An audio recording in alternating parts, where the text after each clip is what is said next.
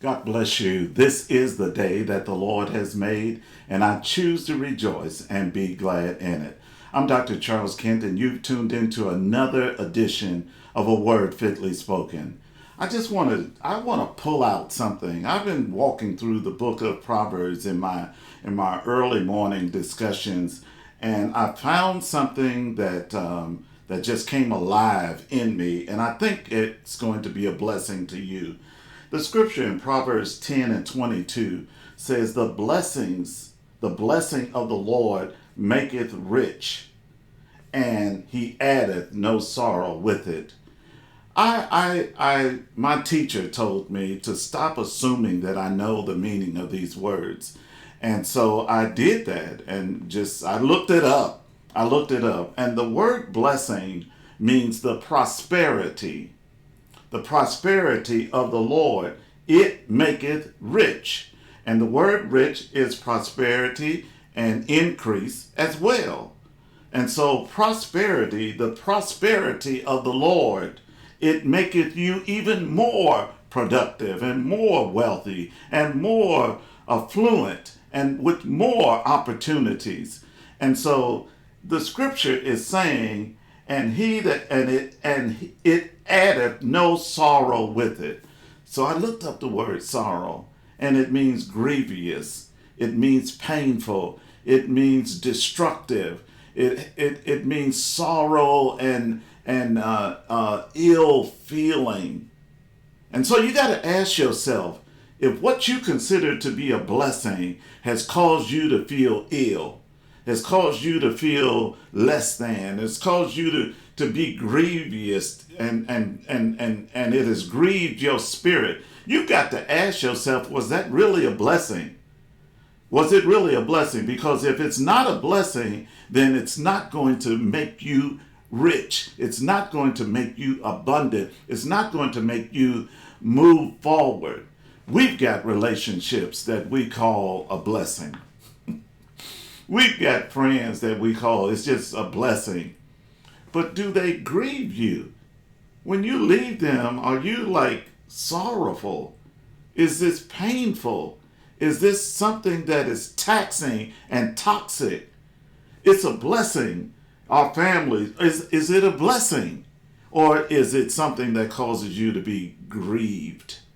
And so the scripture, and I'm reminded of this scripture because we don't always see what is a blessing.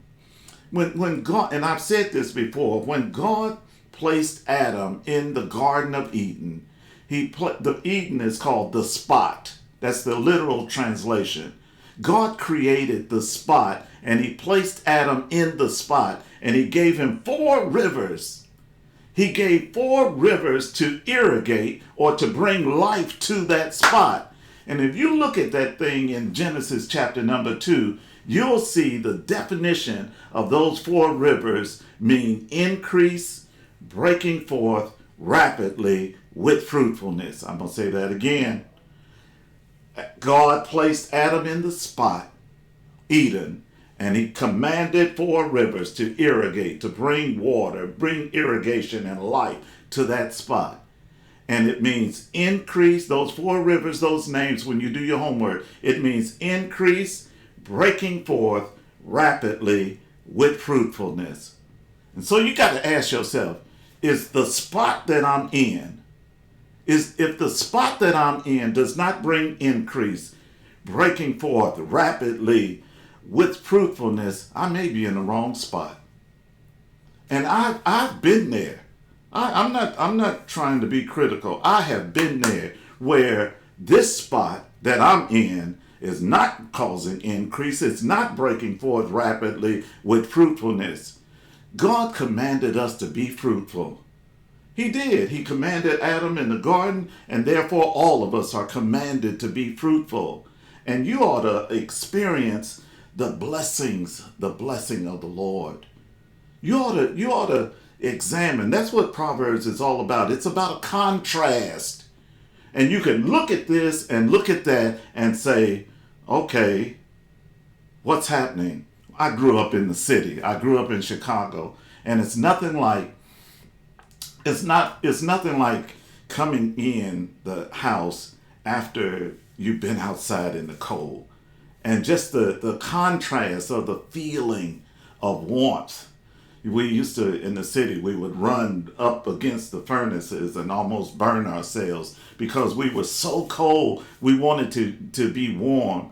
When you when you experience the blessing of the Lord, when you experience God's prosperity on your life, when you experience the goodness of God and you come in out of the cold, you will recognize that this ain't nothing but a blessing. This ain't nothing but goodness.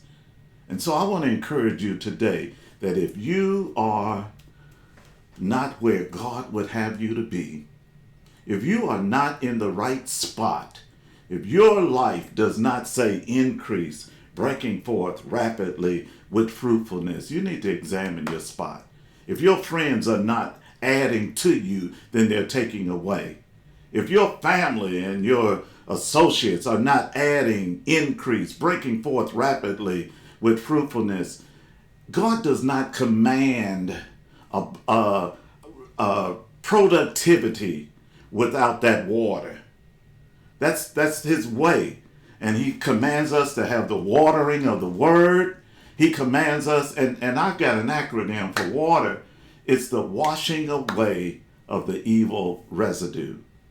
It's the washing away of the evil residue. When God commanded those rivers to flow, God commanded them to feed and to irrigate and to produce and to provide. And so increase, breaking forth rapidly with fruitfulness, is supposed to feed and irrigate and cleanse. Oh, in Sierra Leone, all of the diamonds are found by the riverbank. They make their way inward, but let me tell you, the majority of diamonds are in pockets that are right next to the river. It's time for you to allow the water of the word to work in and on you. Allow the water of the word to cleanse you, and allow the comparison, the contrast of what is a blessing and what is not. He said that when he will give you perfect peace, whose mind is stayed on him. When you are consumed with other things on your mind, when there's bombardment in your mind and the things that you're doing are not, I'm not saying that it's not going to be difficult, but even in doing things that are difficult, you will have peace about it. You'll be able to do it because you'll have the unction, as my wife would say, the unction to function. You'll have the peace of God ruling and reigning in your life. It's time for you to understand the blessings of the Lord.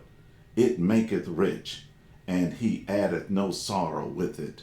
He, God, addeth no sorrow with it. Are you being blessed? Are you walking in your blessing? If you're not, it's time for you to consider that. I'm Dr. Charles Kent with another Word Fitly Spoken. God bless you.